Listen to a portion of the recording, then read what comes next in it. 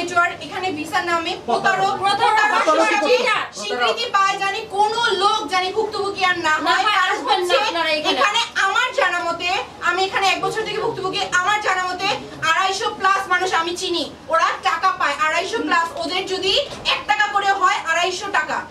এখন আপনি ভাবেন একজনের 56 লাখ টাকা, তাহলে কতজনের কত টাকা করে হতে পারে? তাহলে এই টাকাগুলা একজন কি ভিসা দিতে পারে নাই? ওনাদের কি সেই ক্ষমতা ছিল না? উনি দেখাতে পারবে যে ভিসা হয়েছে? ওনার বুকে হাত দিয়ে উনি বলতে পারবে? উনি পারবে না। হয়তো উনি গলাবাজি করে উনি কথাগুলো বলতে পারবে। সো এত কথা উনি এখন লাস্ট ওনার বক্তব্য কি বাশার আঙ্কেল আসবে না, আমরা 28 তারিখেও ঝামেলা করেছি, আমরা প্রতিনিয়ত ঝামেলা করছি। তারপরে ওনার লাস্ট কথা হচ্ছে উনি আসতে পারবে না, উনি এতগুলা টাকা মেরে খাইছে এর জন্য উনি ভার নিতে পারতেছে না, এর জন্য উনি আসতে পারবে না, ওনার সেই মুখ নাই। তাহলে এত বড় প্রতারকরে আপনারা মিডিয়া কি করতেছে? 170 কোটি টাকা কেন কেন আপনারা মিডিয়াটা কেন এখানে আছেন? এত বড় প্রতারককে ধরছেন না কিসের জন্য? আমাদের এখন লাস্ট একটাই দাবি, আমরা টাকা না দেওয়া পর্যন্ত এখান থেকে যাব না। আমার 1.5 বছরে 18,70,000 টাকা একটা টাকা পর্যন্ত ওনারা আমাকে দেয় নাই। এইভাবে দিনের পর দিন, আজকে না কালকে, কালকে না পরশু, এগুলো কোন ধরনের কথা?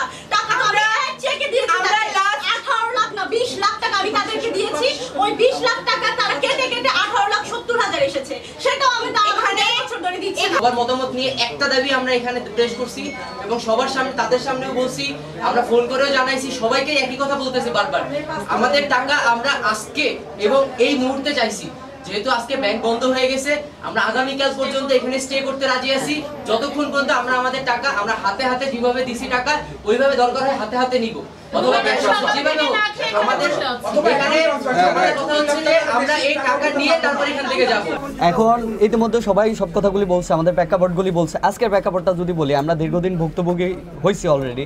হওয়ার পরে আজকে সবাই আমরা একত্রিত হয়েছি, আসছে এই জায়গায় আসার পরে সেনাবাহিনীর কর্নেল উনি আসছিল, ওনার সাথে বাদশাহ সাহেবের চেয়ারম্যান যিনি, ওনার সাথে কথা হয়েছে। ওনারে বলা হয়েছে যে আপনি সন্ধ্যার ভিতরে আসবেন, আসার পরে সবার সাথে কথা বলবেন, দেন কথা বলার পরে সমাধানে আসবেন, নাইলে পরবর্তী স্টেপ আমরা নিব। কিন্তু উনি আসে নাই, উনি পাঠাইছে ওনার ওয়াইফ আসার পরে উনি বলতেছে 3 মাস সময় নেওয়ার চেষ্টা করতেছে, বা উনি অন্যরকম বুঝাইতেছে, যেটা আমরা কোনোভাবে মানতেছি না।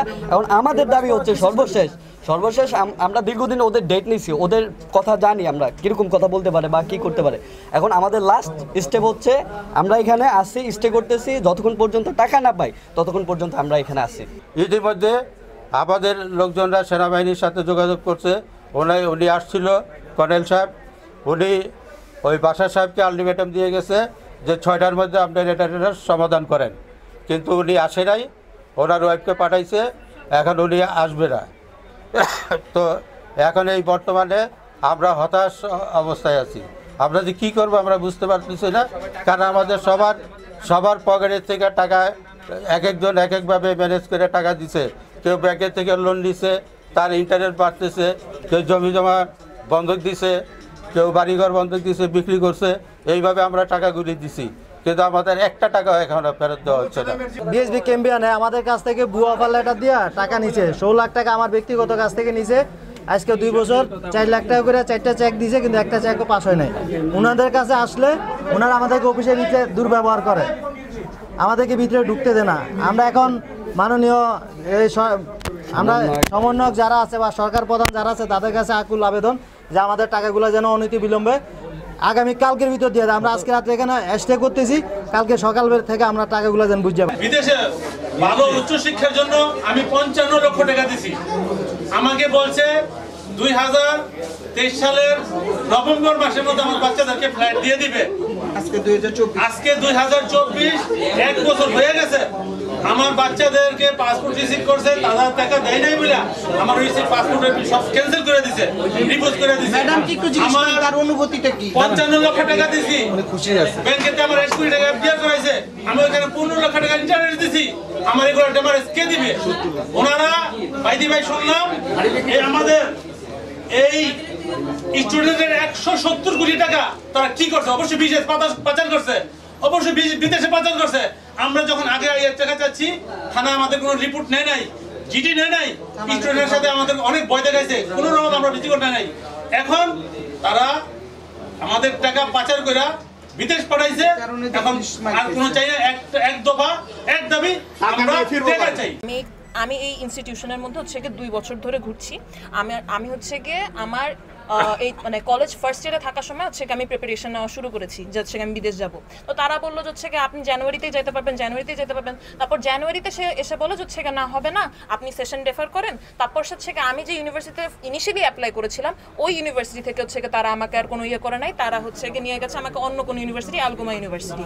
তারপর ওটার পর থেকে তারা মানে বিভিন্নভাবে বিভিন্ন ম্যানিপুলেশন ট্যাকটিক্স ইউজ করে হচ্ছে গিয়ে তারা এভাবে আমাদেরকে এরকমভাবে মানে একটা লুপের মধ্যে রাখছে।